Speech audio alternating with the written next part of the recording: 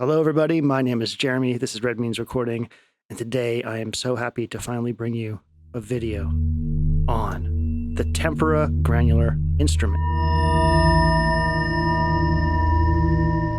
I've been working very closely with the makers of this for a very long time now, and I have made so much factory content for it as it's been through its many iterations of firmware and the like. So I feel very personally connected to the Tempera, and I'm just really happy to finally bring you a video explaining how it works across the entire spectrum of its operation. So that's what we're doing today. We're looking at the Tempera. Let me explain to you what you're seeing just really quickly here, and then I'll give you some specs, and then we'll walk into like making a patch and talking about things much more in depth. Please check the chapter markers because this is going to be a pretty dense video, and I want to make sure that everybody walks away from this with a deep understanding of how this works and what makes it cool. The Tempera works on a series of vertical shafts. Each one of these shafts, so to speak, is a sample. So you can load up to 8 samples in what's called a canvas or a program. 1, 2, 3, 4, 5, 6, 7, 8. This is one that I made that's just singing bowls. And each vertical thing is a iteration of a singing bowl sample. Sample starts on one end and ends at the other. That's the sample's duration that I'm moving through right now. This sort of colored thing that you're seeing my fingers create is called an emitter. And an emitter is something that creates grains. And you can set each emitter to have its own set of parameters.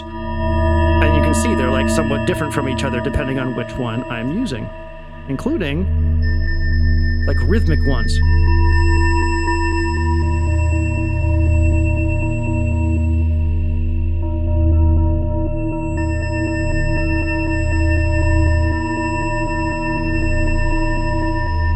You'll notice that I'm touching this Arturia MIDI controller. It's plugged into the back of this via USB.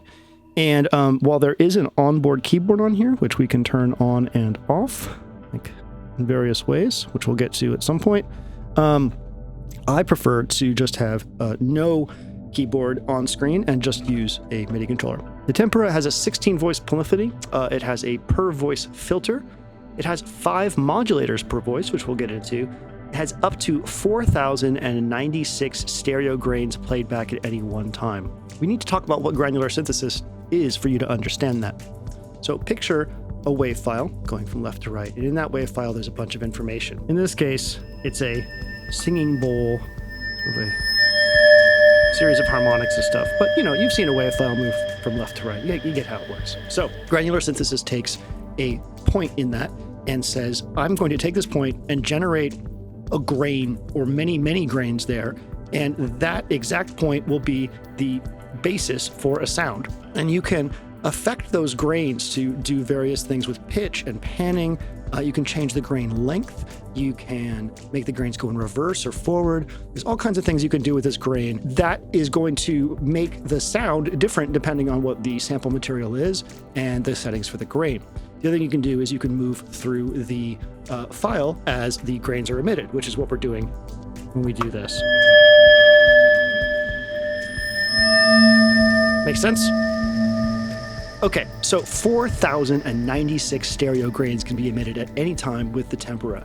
That's including all of the emitters at once. That's an enormous amount of grains, to be honest. There's internal memory. There's support for up to a 64 gigabyte SD card. There's an internal microphone and audio in for dynamic mic or instrument sampling. Each track can be around 11 seconds long. All this runs at 60 frames per second in these blinky things. Now, obviously, you're seeing some jittering there, and that's on purpose. Well, I'll explain why, okay? The audio jacks at the back have a dual function, which is switched automatically. Either it's headphone stereo or main left, main right. So there's shared jacks on the back. It has VESA mounts on the back, standard VESA holes on the back. The MIDI TRS are compatible with both A and B types, which is so great, so you don't have to worry about having the right MIDI TRS cable. There's an SD card slot at the front, which can support at least up to 64 gigabytes. We just haven't tested past that at the time of shooting this video. And then there is this port right here, as you can see, put a flash drive in there, or you can run a MIDI controller or use a hub and do both. But now we're going to get into how this works from a granular synthesizer sort of standpoint. Let's go ahead and make a new project, and I'll start importing sounds and we'll explore how that works, okay? All right, so let's get started by making a new project. I'll hit the little save icon here. I'm going to go to System, and I'm going to say Empty Canvas. And there we go, we have an empty canvas. You notice that these two little friends right here populated with white LEDs. That's the onboard keyboard. So by pressing these, I will be able to play the rest of this here with a note. So each one of these represents a note. If you go into the keyboard thing here, you can turn that off, and we will be doing that for right now. So I'm going to go ahead and turning this right here, this right thing that says left, right, the amount of keyboard overlay, is going to turn it to none because we have our key step. So let's go ahead and load a sample. I will now hit this button at the top that looks like a little waveform vertically, and I will hit edit for one of these slots. We have 8 slots that we can fill. And when you're in the screen, you can navigate between each slot using these little arrow keys, which is great. Okay, I'm going to hit load, and I'm going to go to my SD card where I have all my samples. Now, all these samples right here are organized in folders based on the canvases that they're part of. I'm not exactly sure how they'll arrive to you, and there'll probably be more than what I just made, so it may not look exactly like this for you. Let's start off with this sound. A bell. This is your volume knob right here, by the way. So if I like what I hear here, I can go ahead and hit load. I can also trim it here. By the way, also, if you need to move fast through here, if you hold down this circular button, you will move much faster through the interface with whatever you're doing, whether or not that's a parameter or whether or not that is what we're dealing with right here, which is sort of the start and end times. But I'm just going to hit load, and we've now loaded this sample into our friend. Now, all of these are tuned to C. If I hit detect here, most of the time it's going to be able to detect what note this is. There are cases in which you may need to manually tune this. So I'm going to go ahead and tune this down to C. I'm not quite on C, so I'm going to hit snap, and now it's on C. You're also going to hear some pulsing, right? And that's because of the way the grain's set up. So let's go ahead and manipulate this grain a little bit. I'm going to go into our emitters. So we have 4 emitters and 8 sample slots again, okay?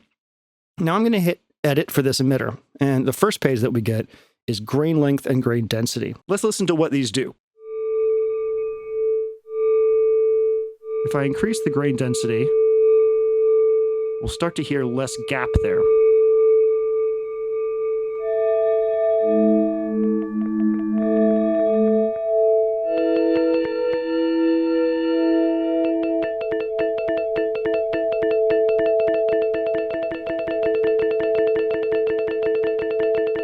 To make this a little bit easier on me so I don't have to touch a billion things at once, I'm going to go down to the bottom of the settings for this particular emitter and go to the placement setting here. And instead of instant placement, I'm going to go ahead and hit toggle. And now when I push this, it will stay there. There's a number of different placement options here, which are all useful in different situations. Toggle is going to be what we're going to use for right now. So now you'll hear that I don't have to press there, and I could toggle these across if I had more samples. We understand that density adds more density grains, and you can see how I actually put these on the sample in more than one places. There's no reason that you can't have an emitter in more than one place on a sample. I'm going to put this back down here to what it was at, which was 1. And I want you to listen to the grain length. 1 in this case, as it's currently set up, means that it's going to be the length of one of these cells. If you think of a vertical column here as a sample, it's divided into 8 sort of chunks, right? And a grain length of 1 means one of these vertical chunks. You can be clever and divide your sample into like 8 different chunks and have basically 8 different zones that you can then access with this. And we'll show you what that sounds like a little later on in the video, okay? If I increase the grain length, it's going to start bleeding into other cells.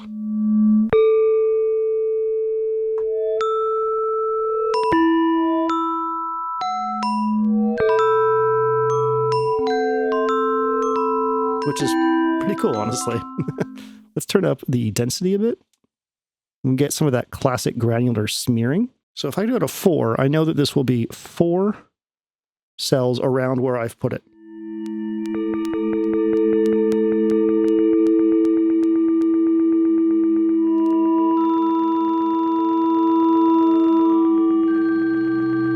I love that so much.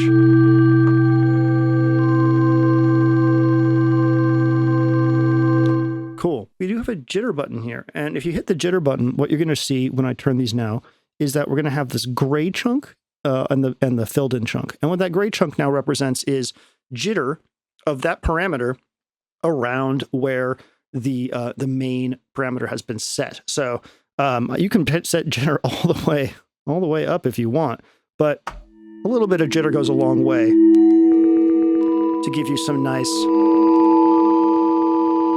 diversity in your grains. I'll talk about quantize and this part right here in another one, another emitter, but for right now, let's go down. The next thing we can see here is called spray over here on the left. And if I turn up spray, think of this as XY axis, right? So X is going to be this way. We can wait on X for right now, but check out what Y does. See how we start to get visual feedback? Spray sprays grains from the start points that you have used with those latching toggles for your emitter right there. And you start to get that really classic granular kind of smearing, which I frankly love. A line is going to help that stay in time, and we'll use that later when we're doing more time-based rhythmic grain stuff, okay? For right now, I'm pretty happy with that. If you turned X up, it would go across the X-axis, but since we don't have any other samples in there right now, that's not really going to do anything for us, okay? Fade in and fade out. This is fade in and fade out for this emitter. So listen to what happens if I turn this up to about 50. All right, that faded in and faded out. So each emitter can have its own separate fading that is independent of the ADSR that you have access to for the volume of the entire instrument.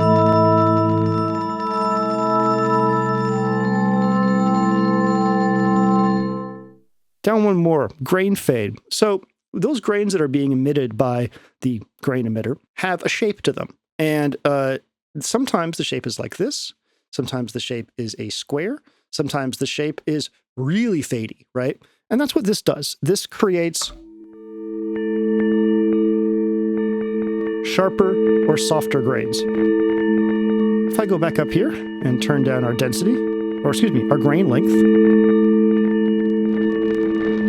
you start to hear some artifacting, but density down.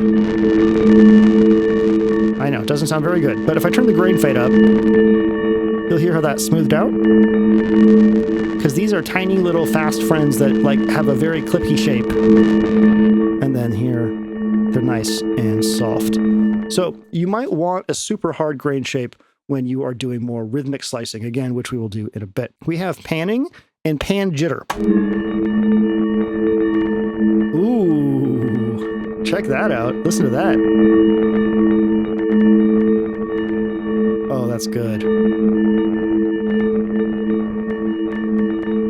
Oh, I love that stereo image.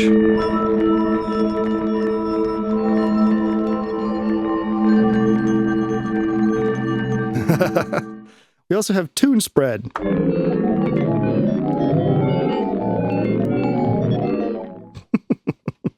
At the moment, as far as I know, there is no quantization of the tune spread, but it would be cool if there was. There's something like that in Pigments, and I really, really like that. You can also octave shift the emitter. And you can name the emitter, which is really, really useful. Let's go ahead and get one more sound in here, and then maybe we can get a little bit more interesting with this stuff. I'm going to go to sample 2 right here, or use my arrows here by hitting edit and moving the arrows, and hitting load, SD card. Let's go ahead and use about this chopped woodwind thing. Flute, listen. Great. Okay, cool. So now, let's go ahead and turn this off and just listen to the flute. Now this flute has been made. Oh, that's already cool. This flute has been made to respond to sort of timed grains. So there are at least 8 chunks in here. So let's go to our emitter 2 and use this instead. I'm going to go to edit and I'm going to go to toggle again so I can just kind of stick that down and have it go. Before we do this, let's make sure that we are tuned. I think we need to be down at C here. Get that to close to C and then hit snap. There we go. So you can hear the beginnings of a rhythmic experience, can't you there? Oh, it's so cool. It's like instant Steve Reich. Okay, let's go edit this emitter real quick. Go back up. Oh, forgot. You can move through all the emitters by just continuing to click up and down, which is pretty cool. You can see that the RGB LED highlights the one that you're working on. Okay, so for this one, we're going to use a timed emitter. So I'm going to go to quantize here and turn this all the way up. And now you'll see density grayed out. So now we need to turn note to whatever value we want. Our tempo is 120 BPM right now, and that's what this sample was created at, so this works out. We can now change our grain length to whatever we want with time by pressing the time button. So we can match a quarter note, or we could make this longer.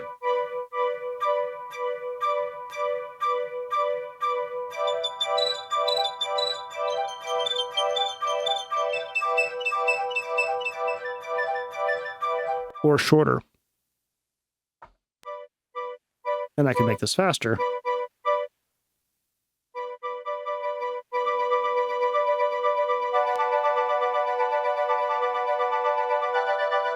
That's cool.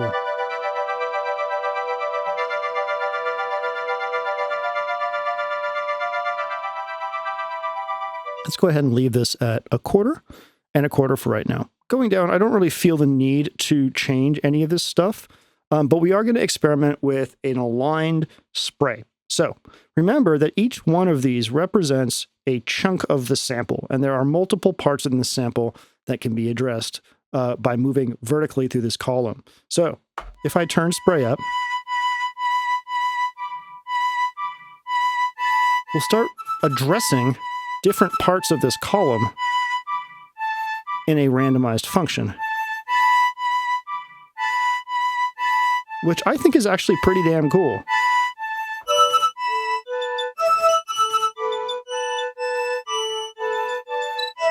A line's going to keep that sort of aligned with the tempo.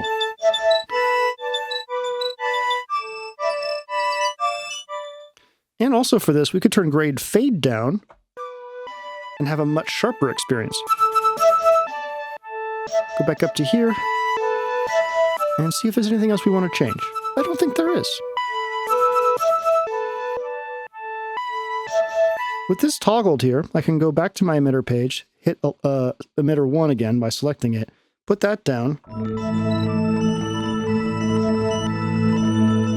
and now have both of those trigger with the notes that I am playing. Alternately, each one of those channels can be a separate MIDI channel, and you can address them by moving through MIDI channels and have sort of a multi-timbral experience if you want. I also here, I can turn my emitters up and down. So if one was too loud, I could adjust the volume of them up here. I think it's about time we got some effects involved, okay? So I'm going to go over to our effects button right here, and the first effect that we are faced with is our filter.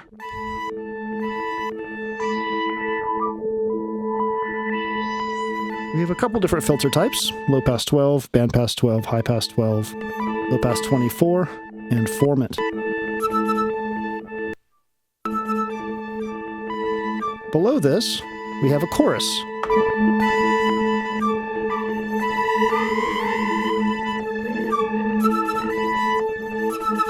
Sounds pretty good.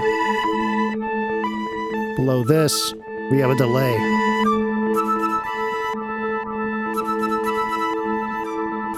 Go ahead and ping pong that. And below that, a reverb.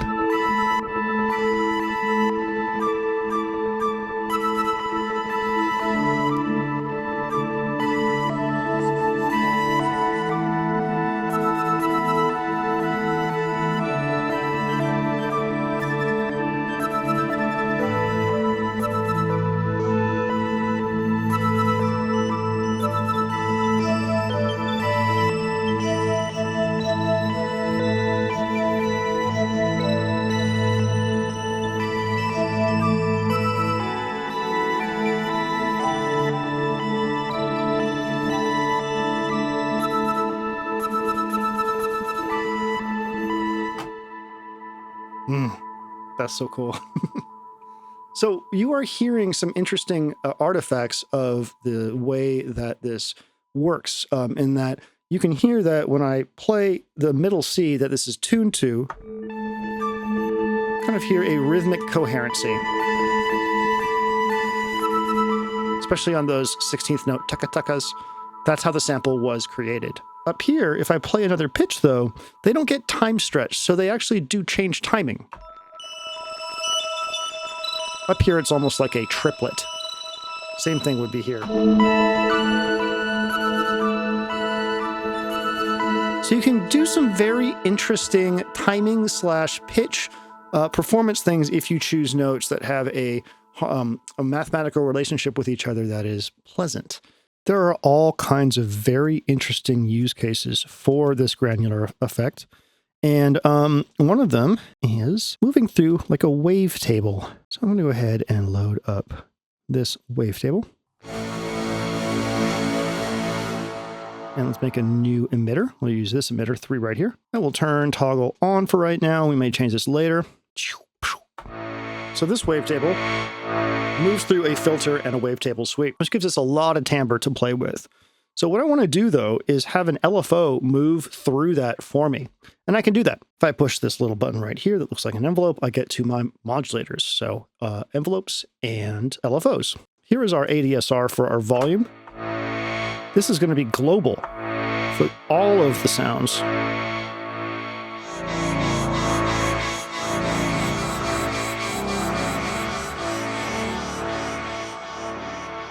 Down, we get to our first LFO or modulator. Now, there is a number of different types of modulators you have access to. It's not just LFOs. For the purpose of this, we're going to use a sine wave modulator on this right here. So I'm going to go ahead and hit the button target and turn this until I see the target I'm looking for, in which case is E3 relative Y, meaning emitter 3 and relative position in the Y-axis, size up. And now we see it's moving. Let's go to our speed here, turn off sync, and turn this down. Now let's go to our emitter and give ourselves some more grains, because I don't like how sparse this is.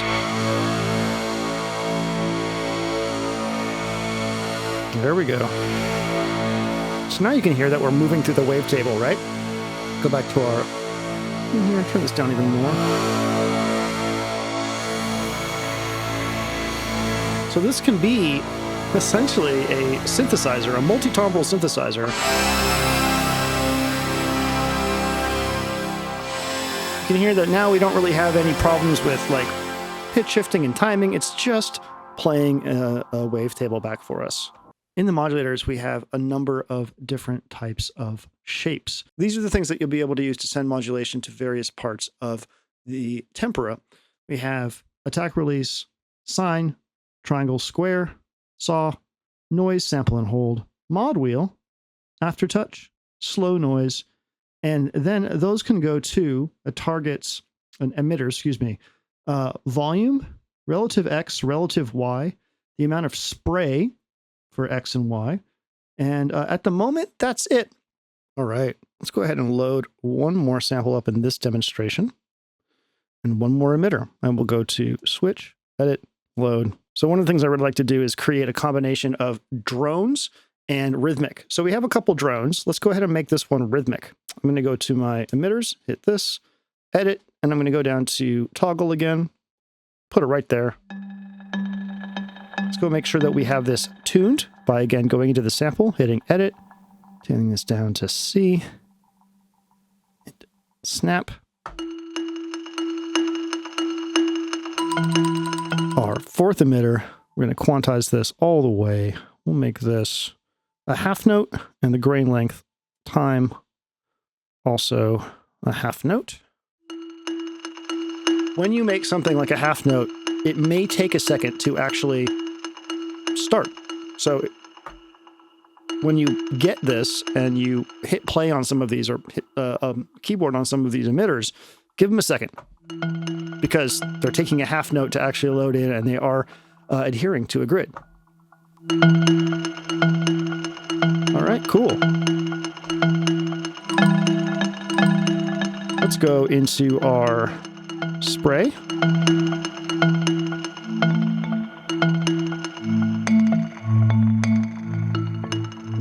Do 4. And we'll turn the grain fade down. That's cool. I love that. Okay, cool. So let's go back to this emitter. Put this here. Down. Put this one here.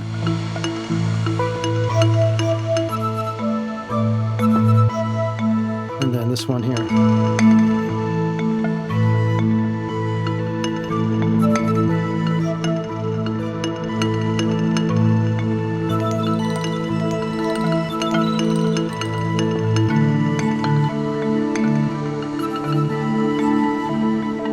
That's so cool.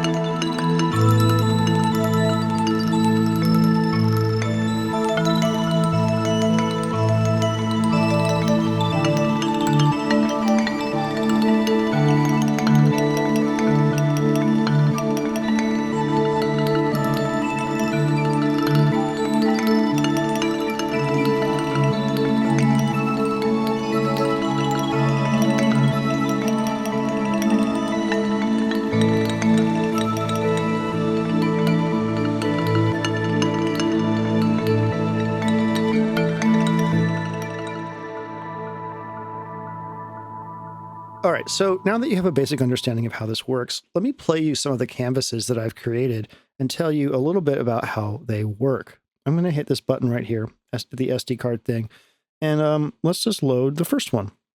And you'll notice that when I did that, these emitters, as we know now, they're color-coded, appeared on the thing. And this was something that me and the creator talked about a bit. We thought it'd be kind of cool that the emitters would just populate when you got there. So if you just press a key,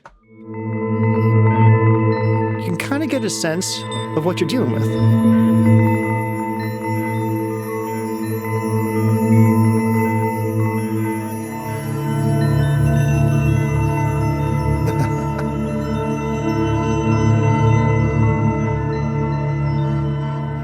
So this one is obviously bells and drones. I will go into our emitters here, select, and I think I have to like turn all of these off. There is a mode for the emitters that when you place one, the one previously will go away. But obviously I did not have that mode turned on. So let's listen to our first emitter. All 3 of these are named drone and one of them is named rhythm.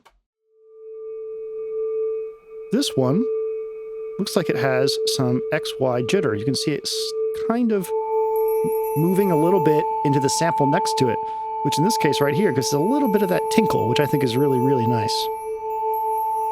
Drone 2, this one is meant to be played. So that's what the instant non-toggling playback is good for, is touching and playing.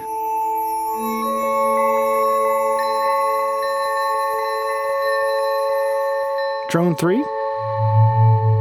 This one has, I believe, a volume LFO on it. If we go into the LFOs here, we'll be able to see what's happening. E1, relative X, so I have a sine modulator going left and right on the grid. E2 is a volume for emitter 2. E2 also has relative Y, that's the pink one. E3, the one we're dealing with right now, has volume and relative Y, which is again up and down. And then our final emitter is called rhythm. I'm going to turn this up a bit. So this one has an enormous amount of spray. Well, not an enormous, but a fair amount of spray. And you can see that it is moving around the central point here into all the other samples. And giving you this weird little rhythm. This one's also turned up an octave, so it sounds a bit brighter than the other ones. It's meant to just be a little option there.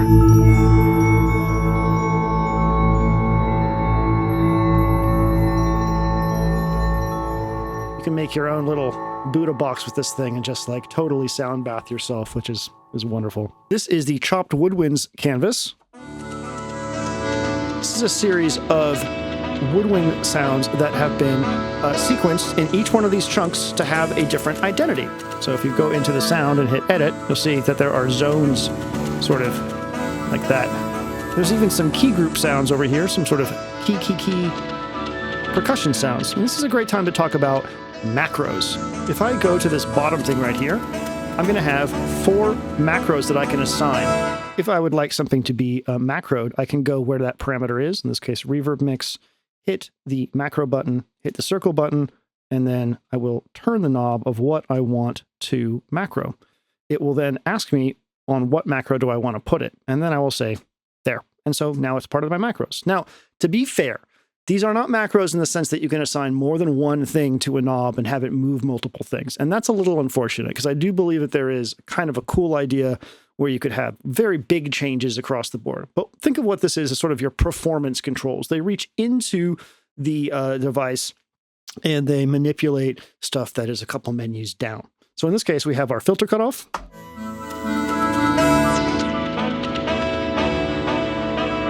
Chorus, delay mix, and reverb mix.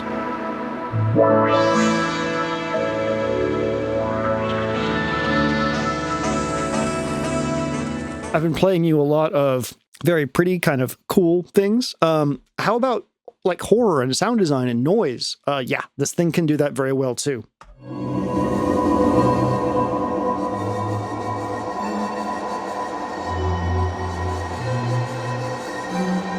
You hear that pulsing pitch thing?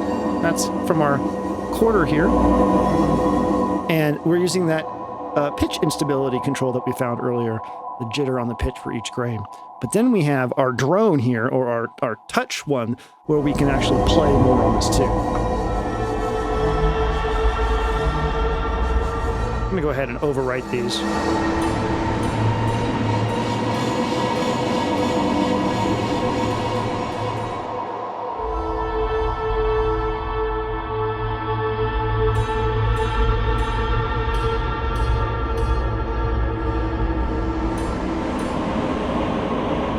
Isn't that cool? This one's called Mallet Dance, and it is a collection of timed mallet and bells.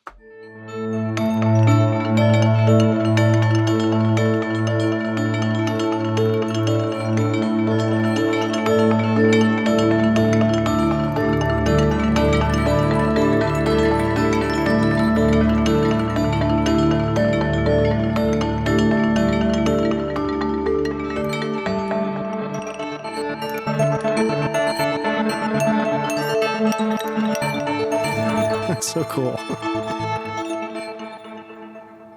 One thing that I was really excited about this when I first got it was I was like, I could make really cool orchestral swells with this. Just sample an instrument going from its quietest, its most pianissimo, to its more fortissimo and back again. And boy, howdy, does it sound good. It sounds so good.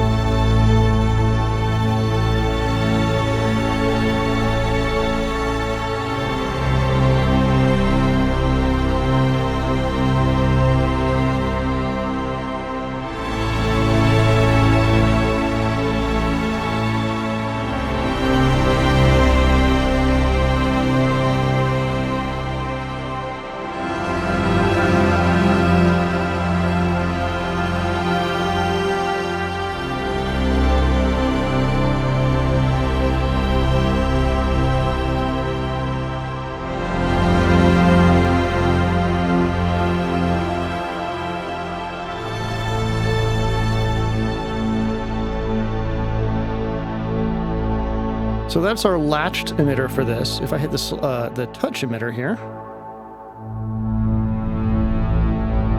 I control when we hit loud.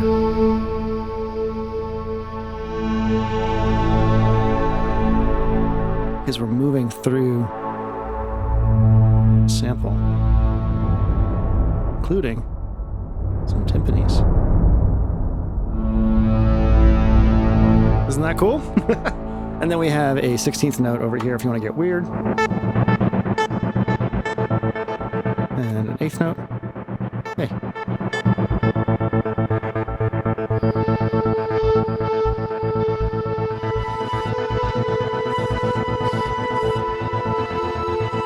Like a weird little hybrid orchestra, right?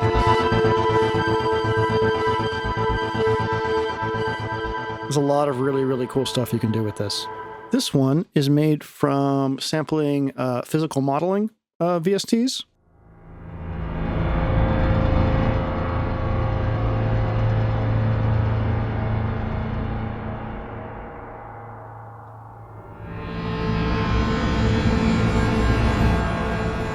Pretty spooky, huh?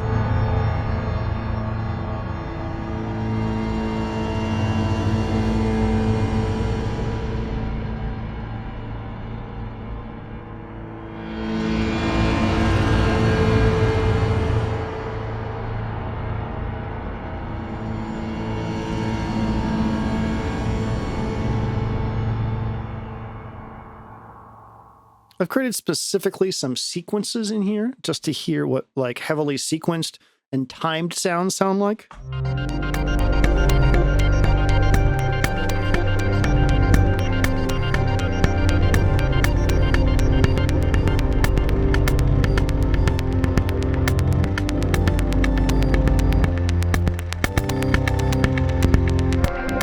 And create some really interesting sort of Dintel-esque kind of stuff.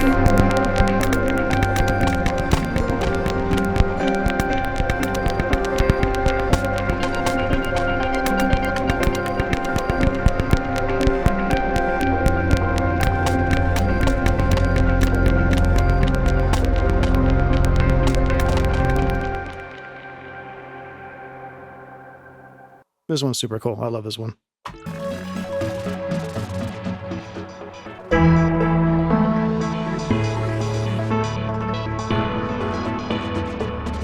So I've been making these 8 samples that go together, and they all are different parts of a sequence, and I let the Granular processor go through them and just do wild, weird stuff.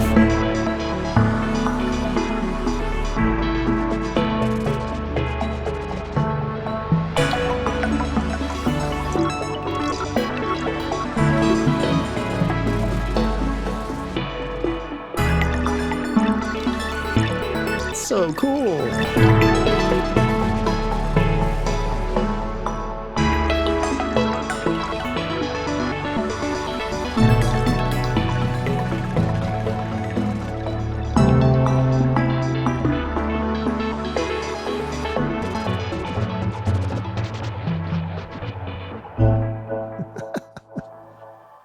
You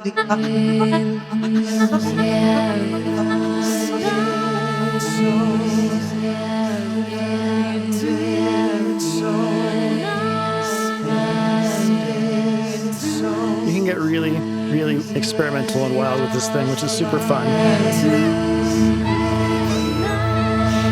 I'm very, very picky about how my Granular stuff works.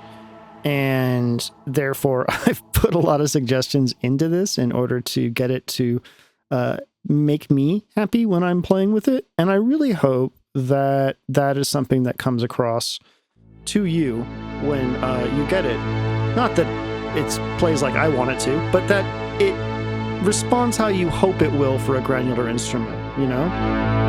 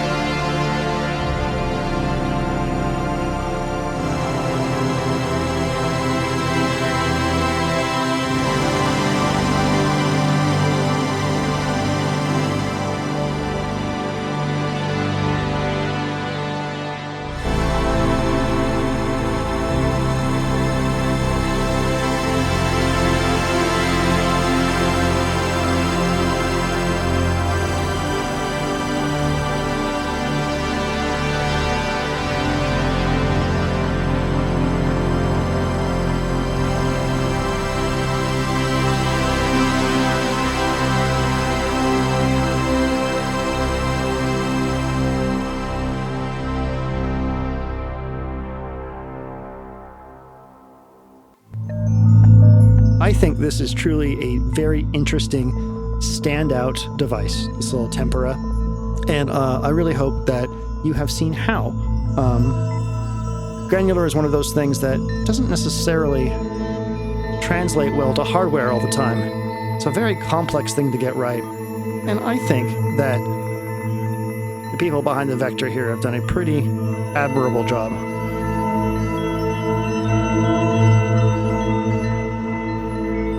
So that's it for me today. Thank you so much for watching. Do check the links in the description for places where you can find this. Feel free to ask any questions about something that you may thought I have missed, or maybe I didn't cover quite the way that you're looking for it. My name is Jeremy. Thank you so much for watching. This is Red Means Recording, and I hope you have a wonderful day.